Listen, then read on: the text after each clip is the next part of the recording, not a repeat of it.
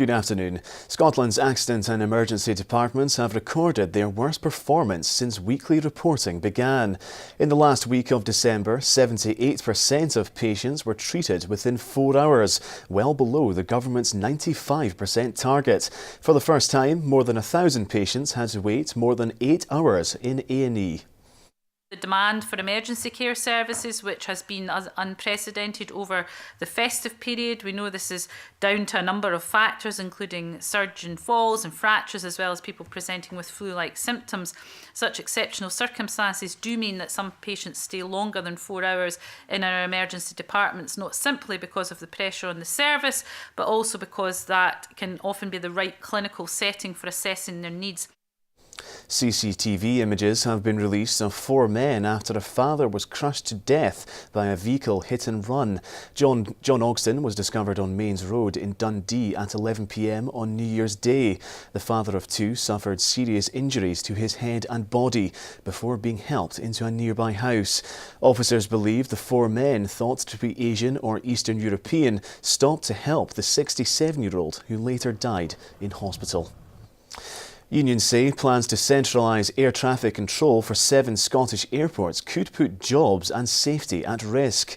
Highlands and Islands Airports Limited is proposing a remote tower centre as part of an estimated £28 million investment. In a UK first, air traffic controllers would be moved to a central hub. HIAL insists safety would never be compromised. The family of former Scotland manager Ali McLeod have called for children to wear helmets when playing football. He died from Alzheimer's disease, and his widow and daughter believe this was caused by heading the ball during his playing career. If we can start with the children, probably around about the age that they go to their 11-a-side, and it just becomes natural to them that they have to wear it. Long term, it must offer some kind of protection against the heading of the ball. To sport, and Ross County have completed the loan signing of Aberdeen midfielder Greg Tansey.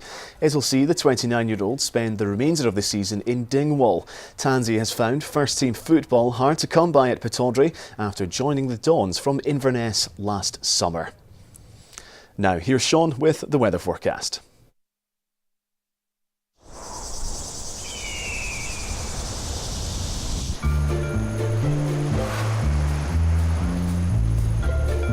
TUI sponsors STV Weather.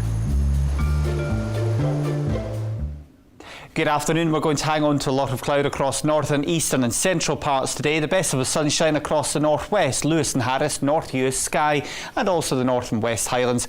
Sunshine here, highs up to 7 degrees Celsius. That cloud coming in from the North Sea, fairly low, about 600 to 800 feet. Stratus cloud giving us misty conditions in places and hill fog, and some drizzle across Angus and Aberdeenshire and Perthshire at times too. Patchy snow over higher ground.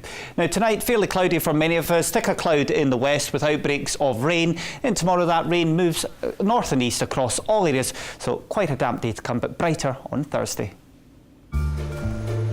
TUI sponsors STV Weather. Well, that's all we have time for this lunchtime. Remember to join us for the STV News at 6 for a full roundup of the day's news and sport. Until then, have a good afternoon. Bye-bye.